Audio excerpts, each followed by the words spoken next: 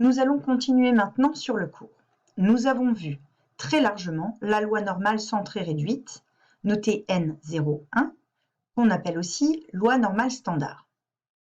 Nous avons vu également que dans cette écriture de N01, 0 représente l'espérance et 1 représente la variance.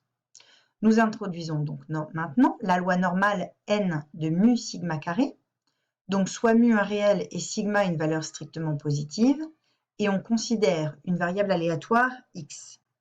On dit qu'elle suit une loi normale N mu sigma carré si lorsqu'on pose une variable z égale à x moins mu sur sigma, z suit la loi normale de paramètre 0, 1. Comme je le disais précédemment, le 0 représente l'espérance. Ici, l'espérance vaut mu.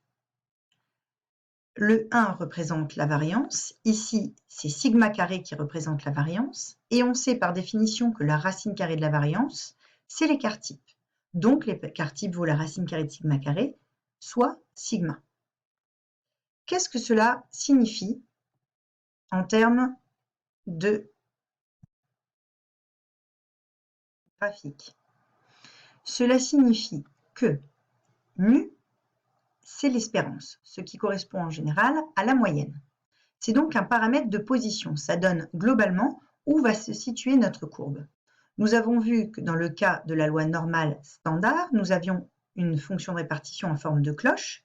Cette forme de cloche ne va pas changer, elle va toujours être la même, mais en fonction de la valeur de mu, elle va se déplacer sur l'axe des abscisses. Si mu égale 0, la courbe est centrée et symétrique par rapport à l'axe des ordonnées. Si mu égale 2, la courbe est symétrique par rapport à l'axe x égale 2. Si mu égale moins 2, la courbe est symétrique par rapport à l'axe x égale moins 2. Donc ça localise globalement la zone où se réalise avec le plus de probabilité la variable x. Le paramètre sigma, qui correspond à l'écart type, est un paramètre de dispersion.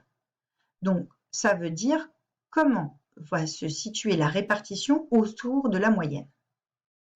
Nous savons que l'aire sous la courbe est toujours égal à 1. Donc plus sigma va être élevé, plus la courbe va s'aplatir.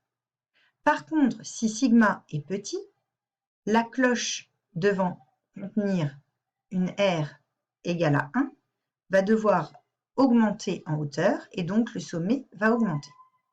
Pour sigma égale 1, on obtient toujours la même courbe. Sigma égale 2, on voit que la courbe s'aplatit.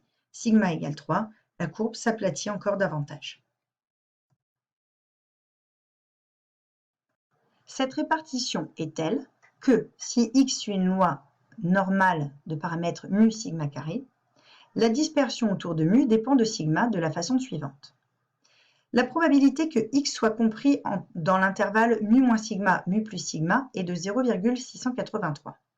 Cela correspond à la probabilité que dans une loi N01, on se situe entre moins 1 et 1, puisque 0 correspondait à l'espérance et sigma correspondait à la valeur de 1, puisque c'est la racine carrée de 1.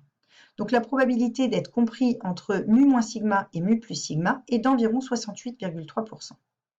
La probabilité d'être compris entre mu moins 2 sigma et mu plus 2 sigma, c'est la même que la probabilité pour une loi standard N01 d'être compris entre moins 2 et 2, c'est environ 95%, en fait 0,954 à 10-3 près.